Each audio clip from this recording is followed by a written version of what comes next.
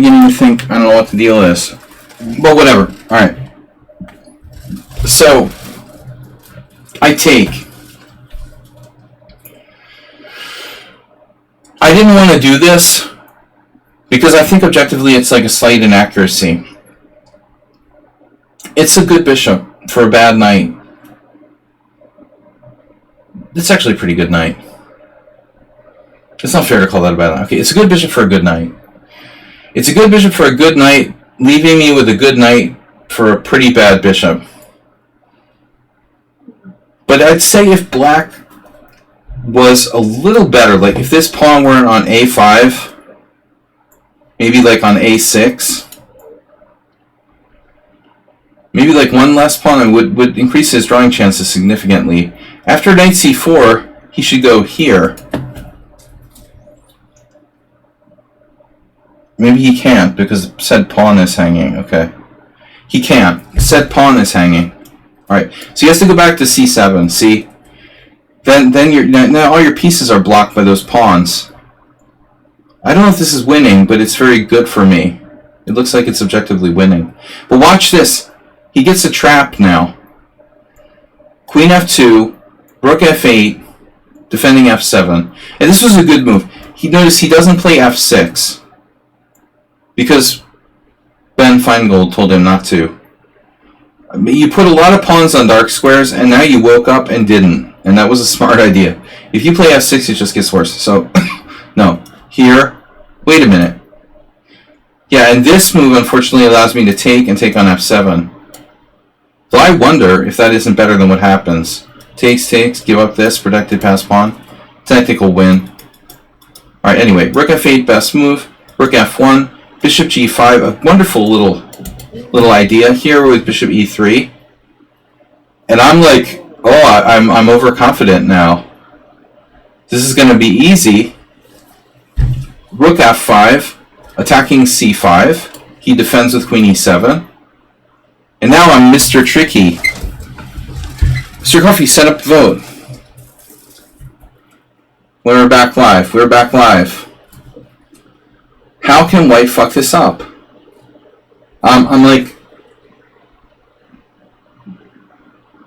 crushing black positionally, but I'm greedy and I want to win the c5 pawn now. And I normally make these sort of prophylactic moves like king h1, but I didn't do it. It's like the worst moment. King h1 and it's over. King h1 and it's over. Just over. I don't know what black will play. Objectively. I was so angry when I did this. It's so stupid. I played rook e5 and boom. You know, by the way, do you have this? No, I saw this. That was my problem. I didn't reverse the order of moves. I saw bishop e3 doesn't work. I can just take it. But I'm such a retard that I missed queen takes e5, knight takes e5, and bishop e3. And now, my position was so good that even after dropping a clear exchange, white is not worse. Like, check out the evaluation. It's like 0.1. But I managed to find a way to screw this up too. Queen e3, pawn e3, dangerous pass pawn, but it's easily surrounded. And at this point, I could probably play knight like safely, like rook e1, rook takes e3. I was a little worried about the f5 break. If he can open the position up for his rooks, he might be winning or better. If his rooks stay quiet, then I'm better, because his pawns are so bad. All I need is 2 pawns. So, knight takes c6 was greedy. I was concerned my knight would get trapped, but I calculated here. And now he can't move this rook without hanging his a pawn. But he's threatening rook a6.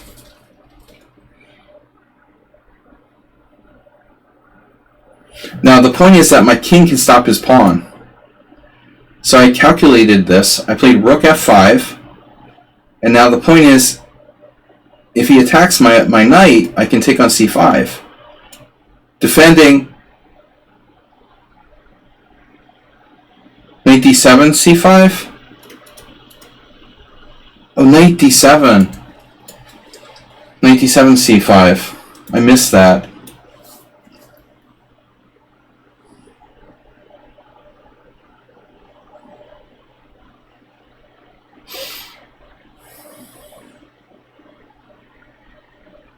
I think I missed this altogether. Maybe he has a try though. Let's say here, here, here. No, I don't know. Rook d8. Where should he go? Here? No, let's say e2. Rook e1 and f5.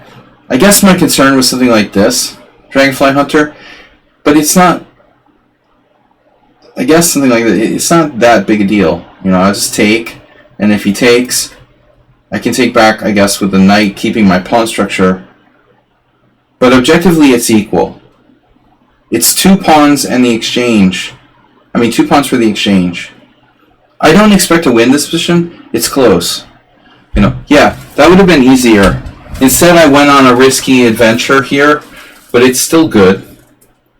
Rook f5, rook e6. Rook takes c5. You know, obviously I'm hoping for something like this, and then knight e7 check to fork him. But I go here, here, here, and now what I missed completely was, I guess, what we would call the point of rook e6. My king is in the zone, you know, the square of the pawn, so that's good. But really, I saw rook e6 and I thought, okay, this is about attacking my knight, you know, but the truth is, there's another problem here. At this point, he could have played maybe rook f6, cutting me off and threatening e2. And I think that's actually maybe his best try. But it's not only e2, he also has a rook f2, so there's 2 ideas.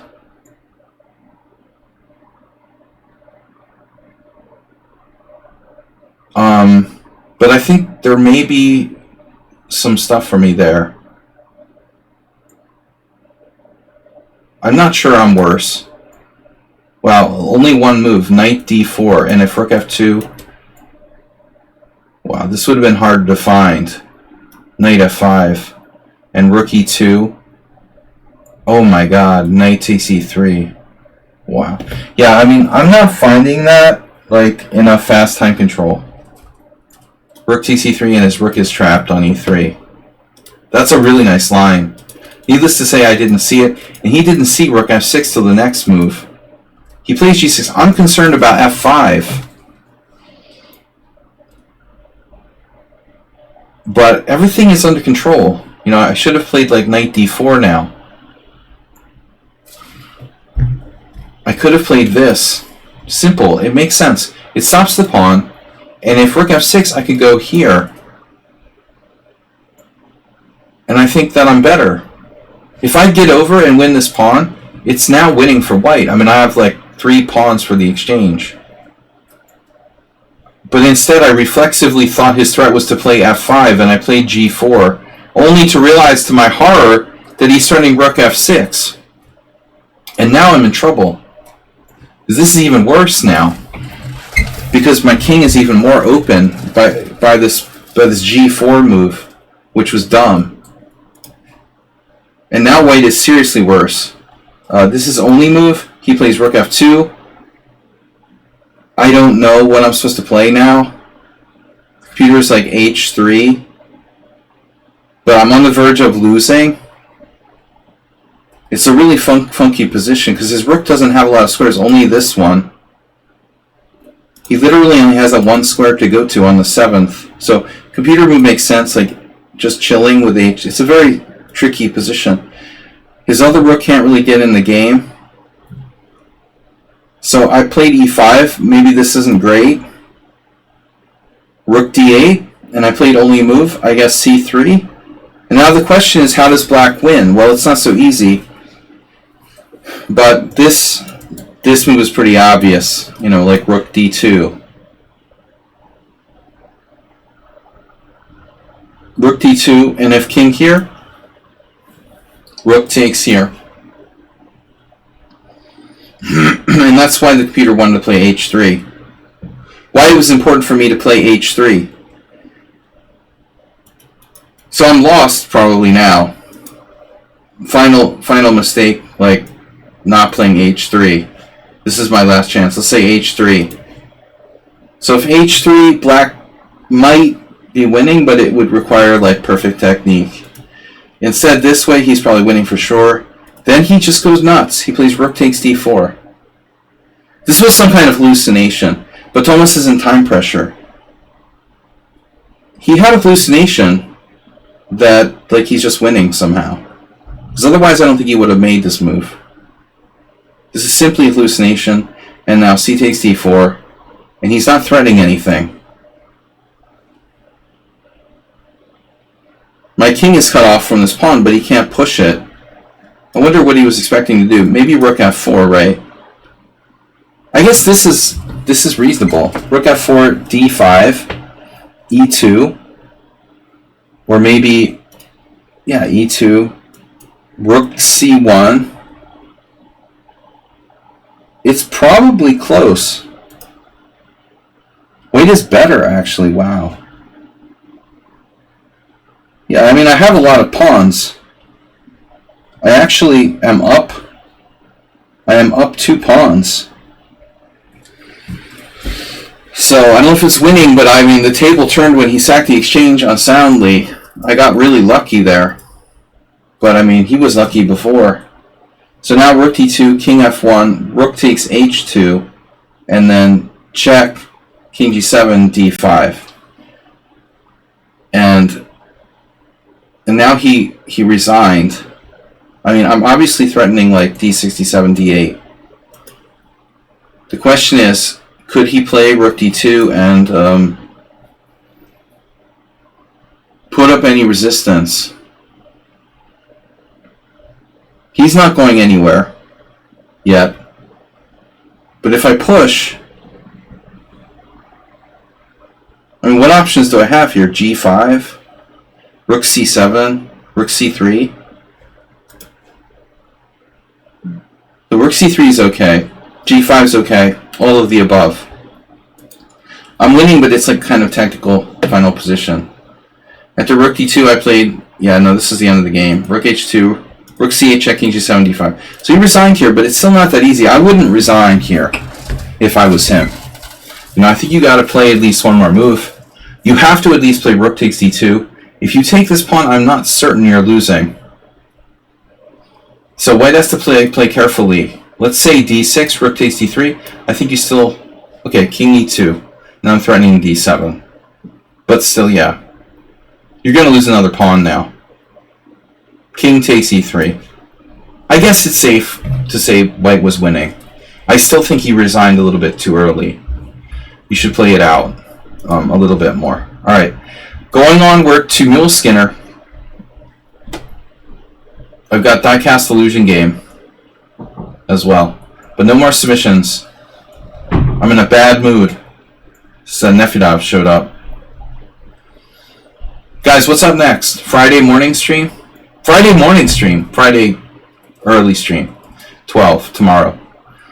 We're going to try to sort of wake up earlier every day till I have to play chess at 10 o'clock on Sunday. So we'll try to get the stream started at 12 noon on Friday. Mule Skinner, I'm going to guess, is playing the French defense. Because Mule Skinner only submits French defense games. Or Grand Prix attack, occasionally. So it's French defense. d4, d5, knight c3, and then knight f6. Back in the day, I remember Mule Skinner playing some Winnowers against me.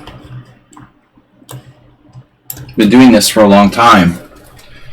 I know that he has played bishop b4, and we had some games with the e5, c5, a3, bishop a5, which I think is playable.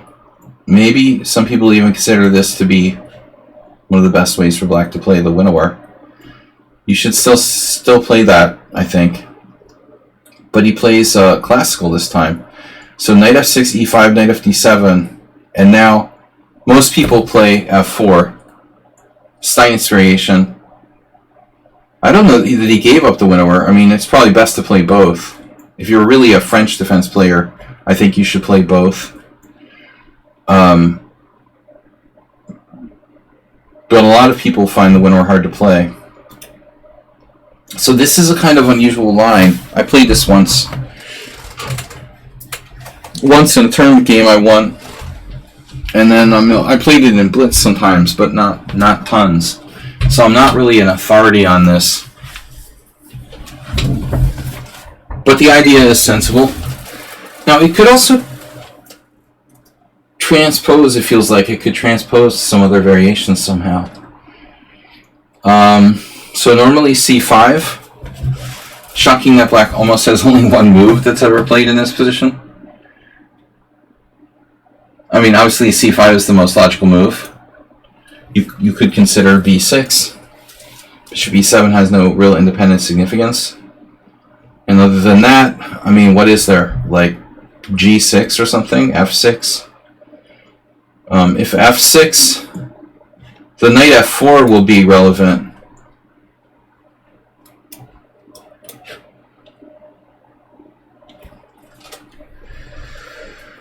Though, you know, these things aren't always as terrible as they look.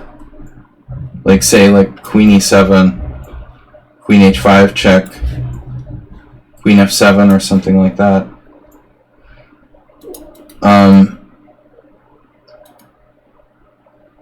How bad is that? Damn. Pretty bad. But this is funny that this has never happened in an OTB game. Only knight f4 is a problem. Queen e7 is the best move. And so the best is that line, queen h5 check, queen f7. And now very important that white doesn't trade queens. You'd think this would have at least been played. Maybe it was, but not by masters.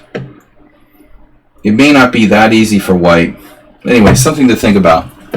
White of the space doesn't want to trade, so apparently queen g4. Queen g4, f e5, queen e6 check, takes, and this is undefensible. Knight takes g7, king f7, knight f5, and white is up a pawn. Down a pawn. Whatever. Up a pawn. White is up a pawn. Alright. Anyway. c5. Main line. Now c3. And then, well, here I guess we have some options for black. Here, here I would think like the b6 is for real. I think I had a game like this not that long ago online where my opponent played b6. But it kind of makes some sense because white has some weaknesses on the light squares. And you can play bishop a6 without getting into like queen a4 check or something like that. This feels like a tarish white light square bishop never got a chance. Yeah, it's still waiting for a chance. Hopefully it will still get a chance. But you can also go g3. One of the setups is white playing like g3 when the bishop can go to h3 or g2. Depending on the play that ensues. I think it's important to keep that keep that idea alive. A little like a weird closed Sicilian. But I think this line for white is good because people don't encounter it that much as opposed to the main line. So I played it once in a tournament in 1999. But instead of b6, the main move is knight c6. I just want to say, like, a lot of people will do this stuff, like take, bishop b4 check. But I am skeptical of that, I don't really understand what this achieves. Trading off, you don't want to trade off your own good bishop. So I don't think that makes tons of sense for black. He shouldn't do that exchange. Now, on the other hand, you could say, well, this exchange itself isn't that bad, because normally you're giving the knight on b1 a chance to go to c3, but here, I mean, that knight's already back on e2. So I guess the exchange of pawns itself isn't so bad, but this is definitely dubious. So now there are games with f6. So there are games here. Now we're back into something like a transposition, knight f4. Yeah, I don't know if I trust black's position. Bishop b4 check, bishop d2. But again, no good can come of trading these dark square bishops for black. Queen b6, bishop takes b4, queen takes b4 check, queen e2, and white has a slightly better position. It's just white is better. White is better positionally. I don't. Yeah, this bishop is buried. I mean, speaking of bishops, speaking of white square bishops, I would like white here any day. So anyway, back to the game though. This may transpose. Takes, and now bishop e7. This is a bit too passive. Knight f4. And now it's too late to play f6. And I don't recommend g5. Someone played g6. That's pretty ugly. So Muleskinner plays queen b6, but what's the point?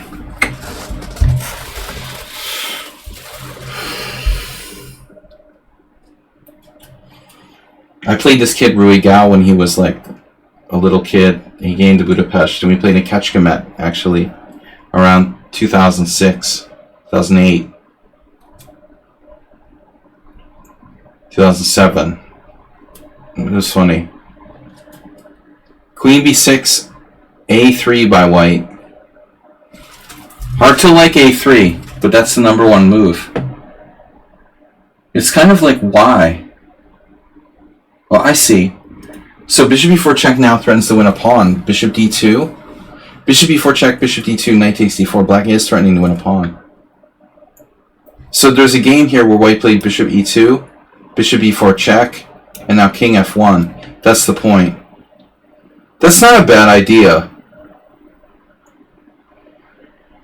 Because that king can just go to g1, you can push your h-pawn. Maybe just g3, king g2. And the bishop ultimately is misplaced. I would rather not play a3 with white, because it involves creating weaknesses as well in white's position. So Emery Tate versus Larry Kaufman, 2000.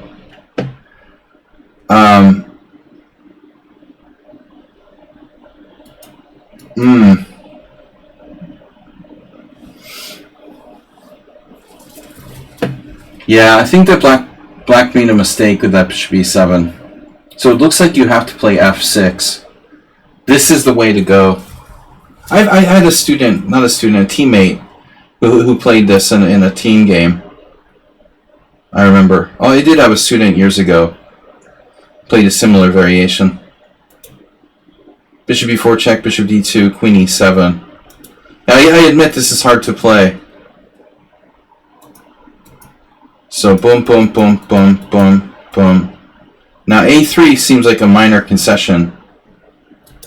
Theoretically, you could play like a5, a4, grab some space.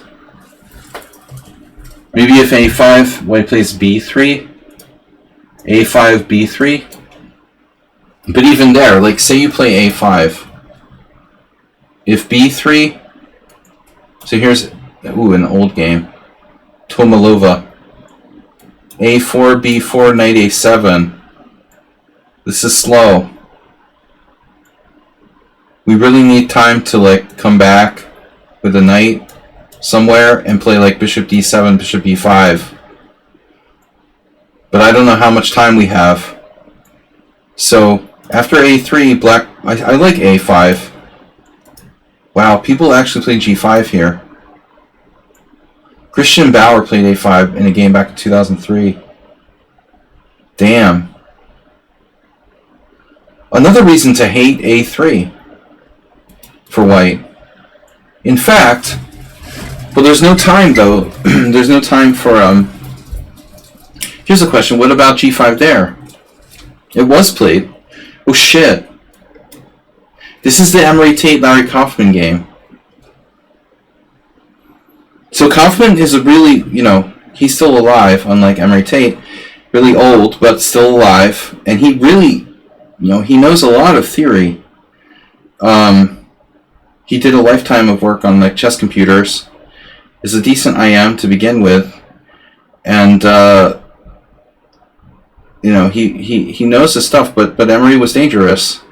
So H5, G5, Knight H5, G4, Knight G7 check, King F8, and then Bishop H6, and now King G8.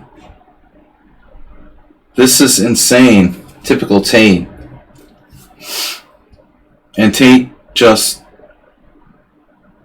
brought his knight back to H5, sacrificing a piece. What about the G file, bro? Oh no. So Kaufman goes Knight F8, Rook G1 check, Knight G6, and then Rook G4, defending the pawn at D4. Triplet slam, the best kings of Emery Tate. Black is okay, guy? No. Mean a Dorian?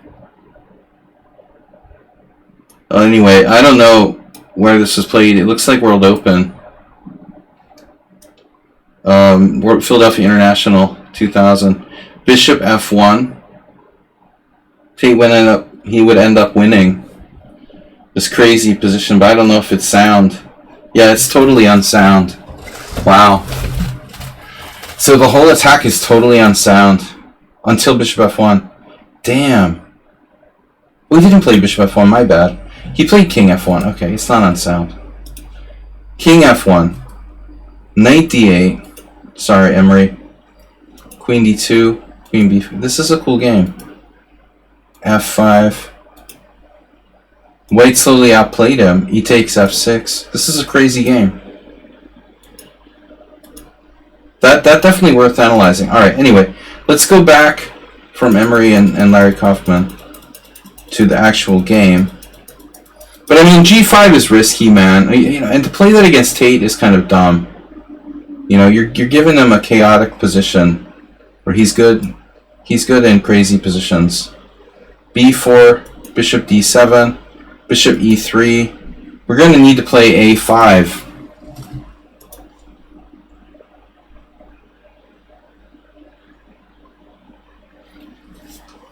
So what's your plan on the, in the event of Knight H5? Are you playing Rook G8 or what here? Like, I honestly don't know what's happening at this point. You played Knight F8. Now White could play Knight H5 at any moment.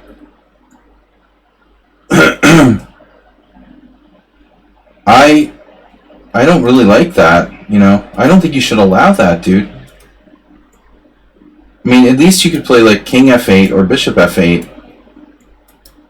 And Tate went with G5. No, this is a different position. This is Bauer. Okay, but A3 is A3. I like A5. I say A5, H4, and then A4.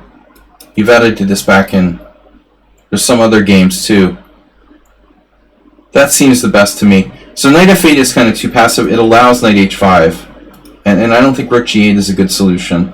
White misses it, plays B4. Now you can play A5, B5, Knight C, Knight A7, maybe Bishop D7. You have no space though. It's true. Bishop D7. Here. Okay, better to wait with A5 maybe. This is a good move. Knight G6, Knight H5. And now, to be honest, I think you should consider castling. If White does like Queen D2, they might have the threat of Bishop H6. But I don't think, it's fast enough. We might have. Maybe we don't. This is crazy, man. A lot of crazy stuff happening here. But I don't like playing Rook G8. Are you going to castle queenside? He's going to castle queenside? He does. Wow, bishop d3 castles queenside. Damn, white's pretty strong for a 1749. I am scared. So now this move with the idea of f6. Rook c1, king b8, queen d2. Now we don't have to worry about bishop h6. But I think now we have to worry about, what do we have to worry about? Bishop f4. So if f6 and white takes and you take, is this a problem? Bishop f4. I mean, could he take here? That's probably not a good move.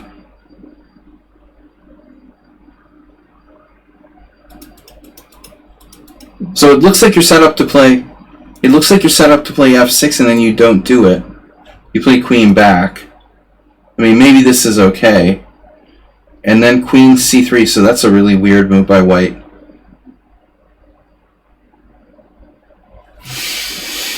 The king might be safer on e8, but then you couldn't counterattack these tricks. This way he can actively counter with f6. I think if he leaves his king in the center, he has no play at all. So maybe it's risky, but the alternative is to just do absolutely nothing. So finally, white needs a plan. Just comes up with this that doesn't do anything. And f6 with counterplay. For the first time in the whole game, black actually has counterplay with what looks like viable threats against e5 and the king side. And then this is always a bad move.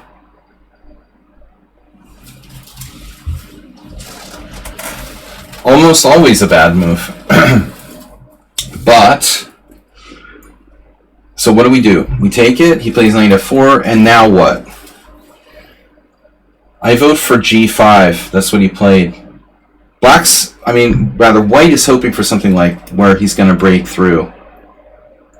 He's hoping you'll defend the pawn with queen e8, when he might have some stuff with like here and queen c7 check. But yeah, you don't have to. Just go g5. And so now if he goes knight g6, he might get your dark square bishop, but that's not the main priority here. Main priority is not letting him get in the 7th rank. Both sides have a bad bishop. Your position isn't that bad. I don't know where to put the rook, though. The thinking might be that somehow this rook could... The thinking might be that this rook could somehow laterally aid our defense. And it also stays open here. So I think that is best. And now white, again, after playing the opening well, doesn't seem to have any sort of plans. He plays rook d1, which doesn't really do anything. And now black to move. Problem is you can't play rook here. Your rooks can't move. Well, I mean, they can move, but you'd have to sack the exchange.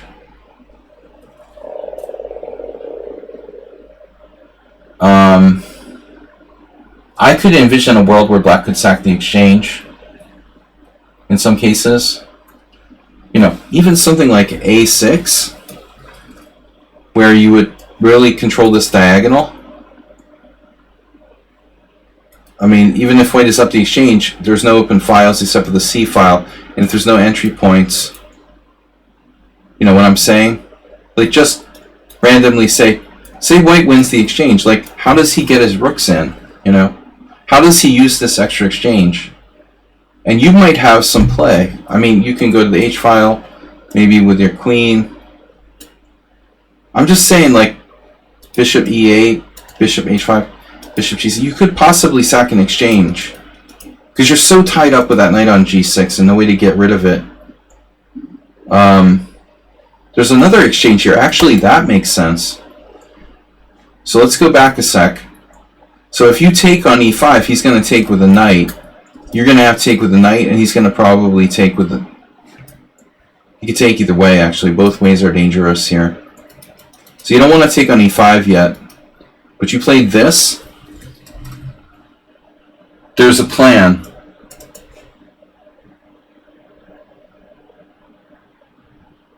There's a plan involving maybe knight g6.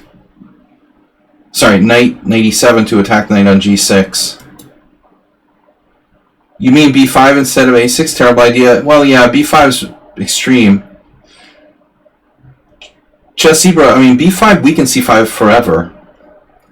After a6, we could still play b6 and hold that outpost square. I'd rather not play b5.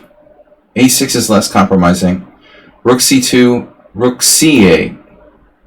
Okay, I thought our plan would be to get rid of the knight on g6. But he can do both bishops back, like bishop e8, bishop d8, and then cross over here with the rook. It's funny, black ends up playing on the queen side. Now queen d8, this is very inconsistent. This is very inconsistent. I mean, why not play like bishop d8, followed by bishop e8, and then bring the rook over. There may be even trouble there. Once you do all that, like bishop g6, rook c7, we might have like knight f8, knight f8, for example. This is a very odd position, but he goes back. I get it now. All right, this is kind of brilliant, in a way. What he's doing is actually getting his queen to h7, like Botvinnik. That's a cool idea. New Skinner, I guess, isn't here. I thought now what we're thinking about is this.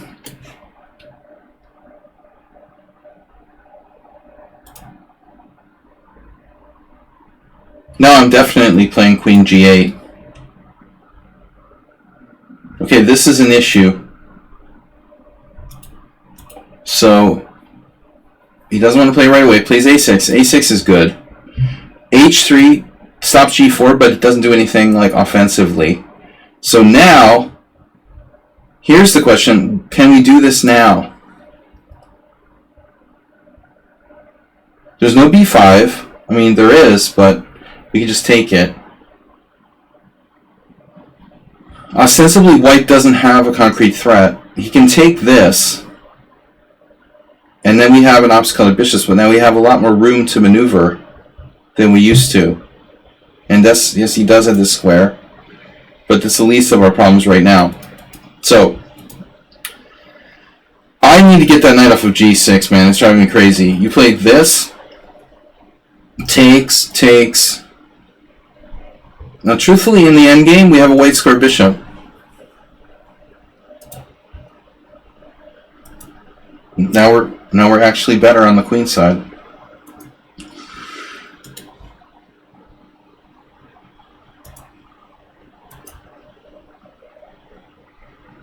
And that's what I'm talking about. That's why it's good to not play. See, this is why you don't want to play. You don't want to play b5. This is exactly why. See. No outpost square for knight. This is very important. The black did that. And now white played knight b2. And then we have a choice. Obviously, there may be some cases where bishop b5 is possible. He takes first and then goes bishop b5. Now he can block the line. But now he's actually threatening, bishop d3 in some positions. White's going to have to take that bishop. Queen b3. So now king b7. He stopped bishop d3, but obviously we can play bishop c4. This first defends the a6 pawn. f4. I don't like the look of that move.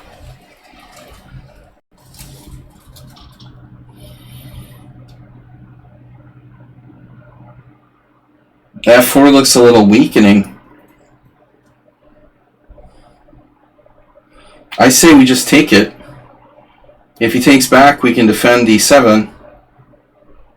And everything is copacetic. That looks fine. That looks fine to me. I don't see any reason to not do that. Because in the meanwhile, white is starting to take on g5 and mess up our structure. So you played this. Alright? White goes queen c2. And now what? You're gonna let him take on g5? Do we really want to do that? Here? I still think we can take here. I guess maybe now there's some issues with the queen being on c2. But this is getting kind of crazy. I mean, you can take here. And if he takes here, you can go here. This position is starting to look pretty promising for black. After bishop c4, queen c2, this is a very hesitant move. I don't know what you're doing here with queen e8. You're not trapping his knight, are you? So he plays this. He also could take on g5. I mean, maybe the point is like you could trap his knight. I don't know.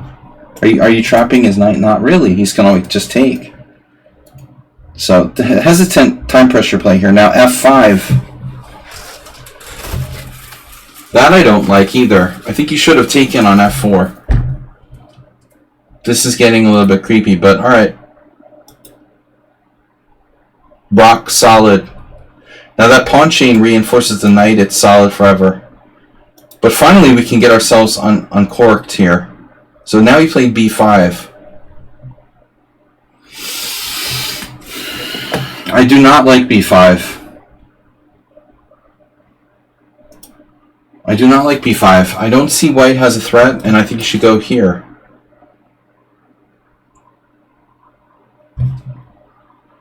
I still don't like b5. It's inflexible.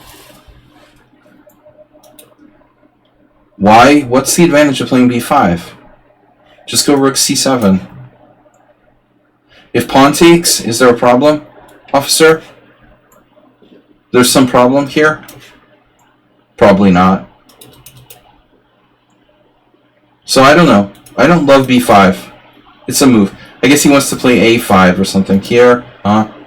Okay. Scary. That's a nice resource by white. Very nice tactical resource. Based on takes, rook takes c4. Now black takes here. Collapsing f5. What about rook takes c4? Oh man.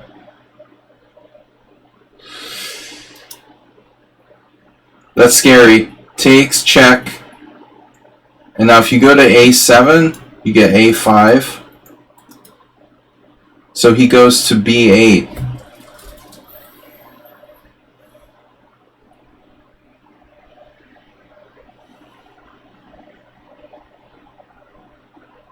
The poor knight on g6 never moved again.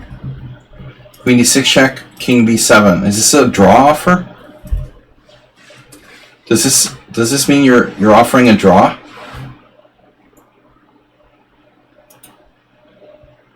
So if he repeats moves, you repeat moves. It's a draw. Queen d5. The computer actually wants to go to a7. So this is possibly a good move. a5 is not necessarily good for white. But b8 is okay too. So I think the dude should take a draw here if he has one.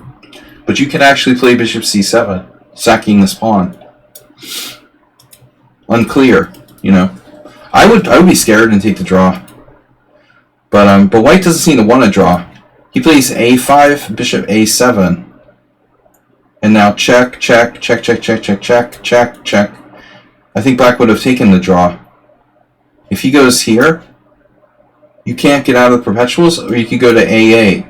You go to a8 and interpose your rook here. But I mean, this is getting kind of scary now. You're in all sorts of pins. After like this, I have no idea what's going on. Takes, e7. This is a draw too. Unbelievable. This is a draw too. It should be a draw, guys. But queen takes c4 looks like white went too far. Rook c7. Now suddenly there's some counterplay here. He doesn't grab the pawn on a6 because his knight's hanging. White was too dead set on trying to win, even though he didn't really deserve it. And now he just like drops a piece. The dude should be happy to get a draw there. I mean, the position was very, very messy, but he was like over pressing and just dropped material. We see a lot of games where Muleskinner loses because he's in time pressure. Damn, this is still a little scary.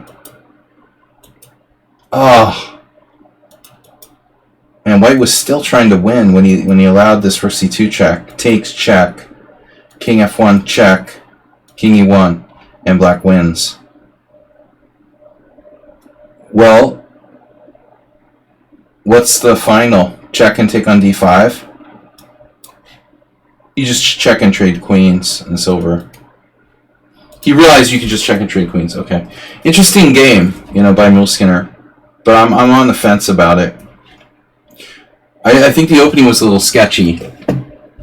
Might have to find a different way to play that. Alright, so this is Diecast Illusion, playing black. Thanks for being a subscriber. Thanks for subscribers all over the world. So, alright, the evil opponent plays a London system. d4, d5. I will say that I think the London system it's a bit more justified when you play d5. Because when you play the London system and like this pawn's still on the diagonal, I always say it's so stupid to put the bishop here when I can just build a wall against it. It seems illogical to me. I understand the idea of this, because here bishop f4, the diagonal is open. This makes more sense to me. So not all London systems are equal.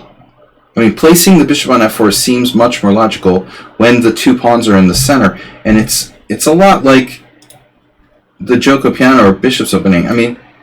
If I go here, does it make sense to play bishop c4? Not really. But if I play e4, e5, obviously the diagonal is open, so that makes more sense. Anyways, so d4, d5 here. She's an elderly Austrian woman. So how old is elderly? I met an elderly Austrian woman at the World Senior. Bishop f4. Nothing like that. But it was really ironic because I played this woman in the Blitz tournament, and the funny thing was, I thought that she had to be older than me. And it turned out that I'm actually older than her. That's scary, isn't it? You see somebody, you're thinking, man, they look old. And then it turns out you're older than they are. Like, this is kind of a new thing for me, So I'm elderly. Basically, you're telling me I'm elderly. Alright, I get it. It's cool. Elderly Saji. I have to accept it.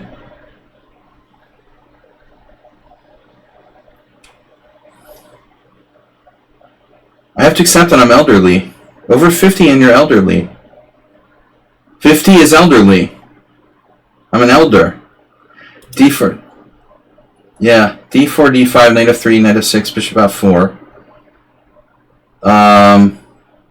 c5. Main move. Attacking white's center. Now the main move is e3. The chicken players always play like c3 because they're afraid. Yeah, 50's not elderly. You can look elderly though. c3. Passive. Now she took on c5, and this move actually isn't bad. It's like Nefedov. It's like a Slav. It's a Slav in reverse. There's an element of like giving up the center to these type of moves. That's an argument that, like, well, theoretically, maybe e3 is a better move. Now e6. Occasionally you'll see people do weird stuff like bishop d6. This guy died, Dietmar Kolbus. Speaking of elderly, I think he was elderly, like me. Passed away. Maybe this year. Knight on bd2, though. I guess knight on bd2 is okay when you play such a Slav type of structure. You know, how should white continue? What's the plan for white? Play e3? Break with c4? If you're going to take on c5, what's the point of that? You know? Did you give up the center? For what reason? Wait, you know, gain time and black having to get the pawn back? Not so much. We're getting it back in one shot now. You can counterattack the enemy center with like e3 and c4. So that's probably best. So let's say e3, bishop takes c4. White shouldn't really have an advantage here. I'm surprised that white's score is so good.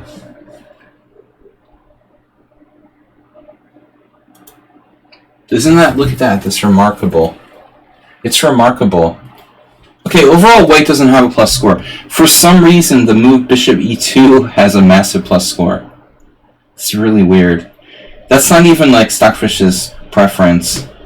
Stockfish likes the more active c4. Not c3, but c4.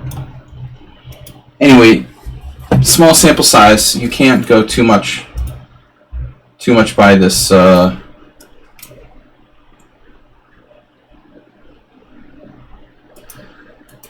statistics. So white played knight to bd2. I mean, this isn't such a bad move. There was a chance the knight could go to c3 if white plays for c4, but after this she plays c3. You know, so she goes into the passive. She goes into the passive kind of mode that we expect from the typical London players.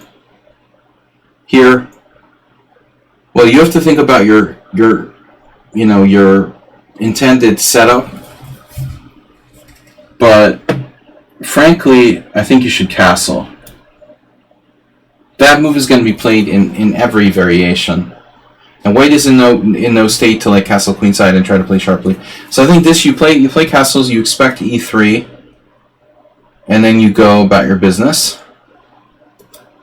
Having said that, there's nothing wrong with this move. And then white played b4, and I think that this move, it's okay if white's bishop is on c1 and white is intending to play bishop b2, a3, and c4. But here it's not okay.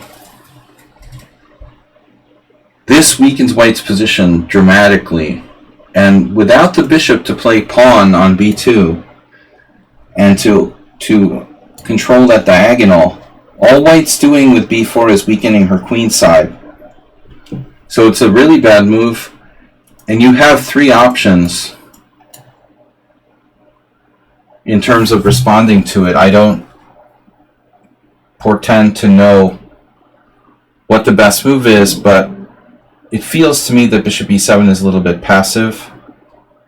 Probably the most aggressive move would be bishop b6, avoiding any sort of exchanges, keeping an eye on f2. Bishop d6 is safe, but you also fight for control of e5. And bishop e7 is passive. This is a safe move, and you're winning over control of the e5 square.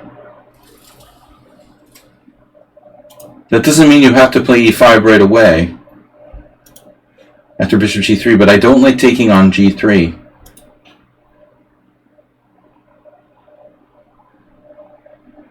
It's possible that your move is a mistake because she can play b5 now, and then you lose control of e5. It's also possible you could play this, but I mean, things are getting kind of weird around here. So instead of playing e5, you should probably take a timeout, maybe develop. I'm a big fan of castling. You know, I think castling is... Yeah, that e4 could have been played, but it's messy, you know.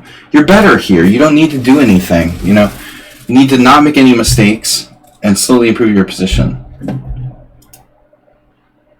What do you want her to play now? I mean, this is a bad move, allowing like knight a5 when this is backwards here. So it's hard for her to do anything. She's going to play e3. Now the question is, what do we do? This is a reasonable try. Maybe queen e7. Because if she continues to do nothing, then you really will have this. Now b5 is too late. And you can just move your knight, you know, to a square, whichever. And you maintain e5. And you're like better. Probably. So I think you played e5 too early. And she could have played b5 and now all bets are off. And I think at this point, yeah, you have to consider rolling the dice here with e4, but what happens if e4? What happens if e4? Pawn takes c6, pawn takes f3, pawn takes b7. Oh man, there was this crazy game I saw once where this sort of thing happened, where both sides queened. Oh no. Oh no.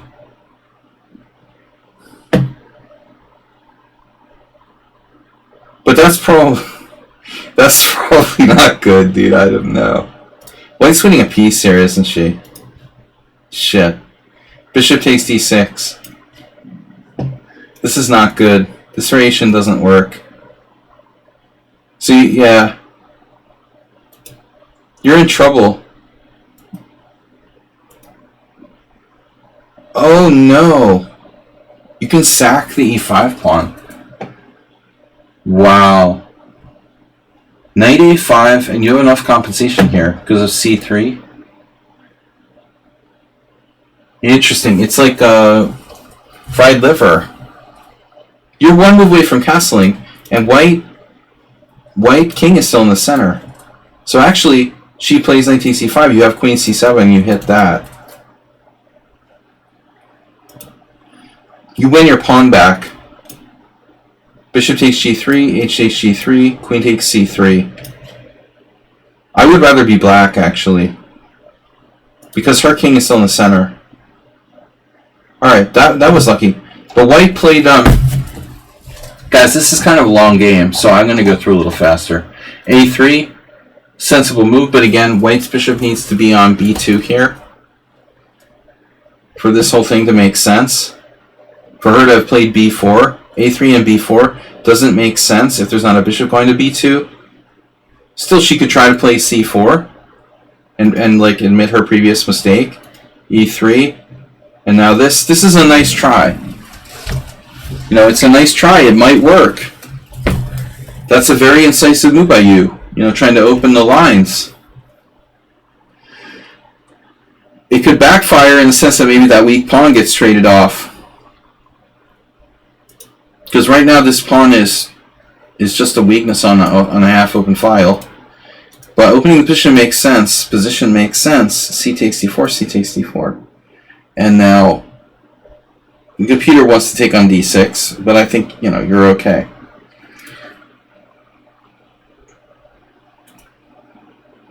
Now her king's position is in big trouble. Just take. I mean, you were reluctant to open this file, but it's one detail in a very complicated position. Ultimately, white is losing because white's king is not safe. She has an open H file, but that's nothing compared to the problems her king has here. So after fe3, I think this is still fine. You don't want to trade queens. Golden rule, you know. Player with safer king doesn't trade queens. This is your biggest mistake of this game now. Do not trade queens. So you have to play queens. I think you have to play queen c7. Oh, she has this. Shit. Ah, too late. We can't avoid trading queens like that, but we can still avoid trading queens. Bishop d7. This isn't great either. Damn. So I guess you have to accept trading queens. Alright. I don't know, maybe this is fine. She should trade queens here. And pray that she can survive after queen takes d8, rook f takes d8. Black is better. Yeah, now you did the right thing. But she has queen d6. She misses this. Forcing the trade of queens, practically. Very important move, obviously. And white played king f2. Oof. White gets oofed after that. There are 2 checks. This is total oofdom. So apparently e4 is the better one. When in doubt, go toward the center, I guess. Here. And then queen takes g3. And now, you know, she has only 2 moves to prevent mate. So obviously queen e1. And again, you know, in general, I wouldn't trade queens when I'm better and the opponent's king is exposed and I'm up a pawn. The more important thing is you're in attacking mode here. But still, I don't hate this, you know. You're a clear pawn up, Wei has 2 isolateds. The endgame is very promising for you. I don't hate this move. Rook d8. You know, you might want to put your rooks like this. I'm not sure, you know, where the rooks belong. But you definitely want to control d8. D6. Stopping knight d6. I think I might go with rook f. And then on this, you can play like rook b8. Here. This is the game now. Rook a d8. Here. Bishop. Bishop where? Bishop c8. And then bishop takes g4. And this is probably a reasonable move, but all you have to do now is get rid of that knight on d4. Bishop versus knight is what you want now. Trade the knight on d4 for the knight on e7. You have bishop versus knight and better structure up a pawn. White plays knight e5. You went back. White played rook c1. And now I think you need to eliminate this guy, but she's threatening rook to the 7th. So there may not be time for that. You know, this is tactical. This rook takes c8 too. So you went to d5, you're attacking the pawn on e3, this is a good game. Knight f2, rook fe8, here. And now you got her knight off of d4, which is golden. You played a good game. Maybe even f6 should be played to get the other knight out of your face. Don't be afraid to play f6. I mean, you know, screw Feingold. You have a light square bishop. She doesn't. And so f6 is okay. The dark square pawn protects the dark squares, and the bishop protects the light squares. There's nothing wrong with f6. You know, you can't just leave her knight on e5 messing with you for the rest of your life, you know. Don't be afraid to play that move. In this type of position, it's a very good situation for f6. And this is absolutely justified. A lot of people are too dogmatic about not playing f6. Like some sort of general rule that's intended for beginners. Now, knight e4 check, I don't love. I think you're just lunging at her. King f8. Actually, there may be a problem, huh? Knight g5? No. You're good. Now, king f8, get your king to the center.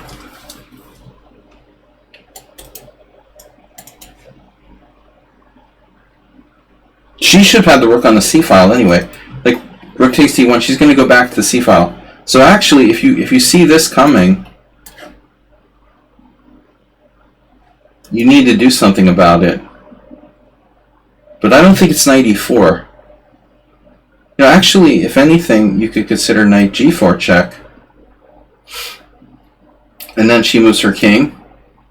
And you take here. And you can't take the second time. You just develop with like bishop e6. And you're winning. And then you're going to bring your king to the center. And if she tries to do rook c1, you go over here and you trade. And this is a winning endgame for black. Easy peasy. 4 pawns against 5, king coming to the center, better minor piece, easily winning for black. Knight e4 check here, knight c3, you're winning a pawn, I'll take it. I'll take that, that's good. Was that forced? You went knight e4 check, she could have gone to e1, that's also not great. So you had that in mind, that's actually good. It's a good game by you. I think you played really well. Oh, you missed 92 check. You just followed through on your plan. Yeah. This was the plan, and you executed the plan, but you had 92. So she went the wrong way. I don't know. Maybe she should go to E1. But that's bad as well. The F6 is going to happen at some point, and then this pawn is going to be an issue too. She can hang on with something like knight c4, but you're winning here. Now white has to be really, really careful. Rook c1 was natural, but it doesn't work. She's losing a second pawn on b5. White is lost here. And this is a blunder because you missed 92 check, but otherwise it's fine. You're 2 pawns up clear with 3 Isolani and a bishop versus knight. This is lost. White is lost. And f6 finally. Now, you can take and play rook e7. And at this point you get a little bit greedy. I like this though because it's very simplistic. If it's possible, you take, and then here. If she trades, it's an easy win. So she shouldn't trade, but what's she going to do? She has to go to like d3 probably. Now your knight can be locked in with the move h5.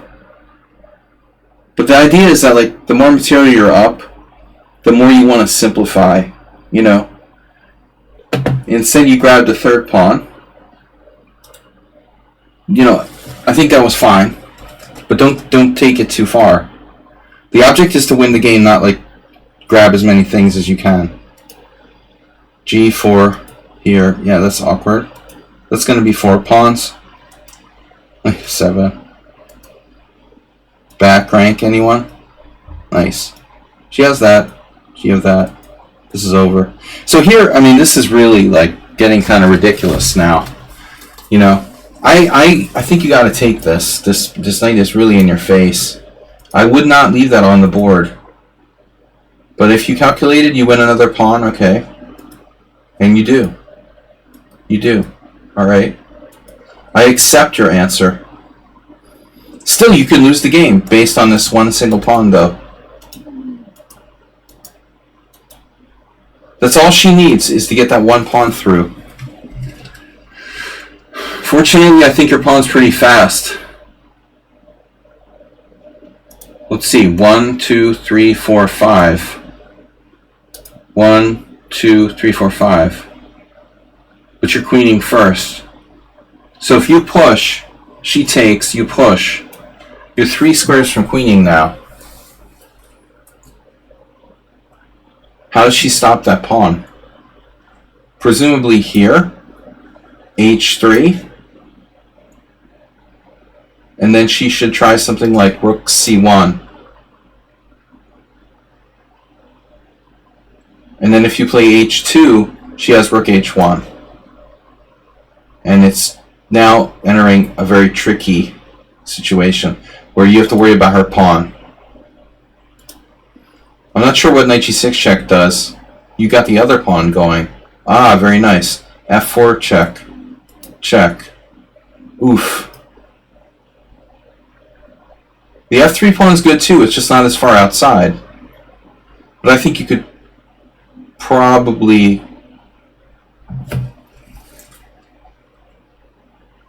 take a timeout to play a6.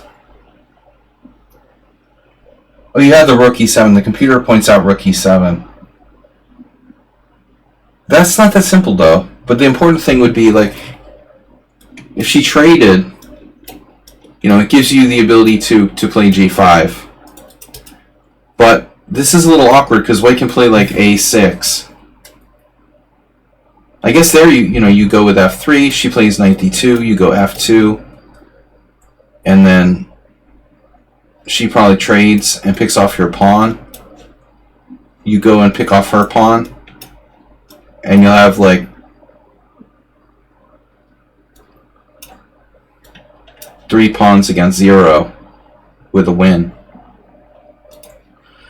So here we get a little bit stuck. Knight h4, knight d4. I don't know if that's a good move for her.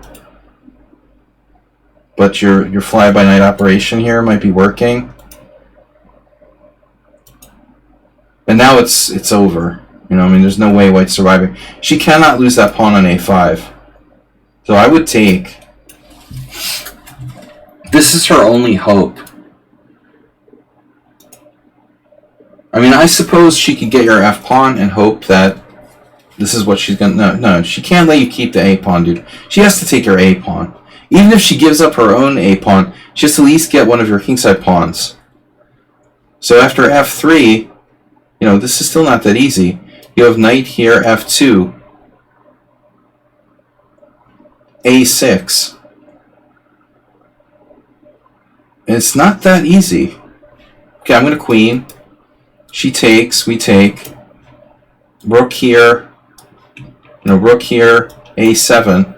You're winning, but I guess it requires some technique. But this is hopeless in the game.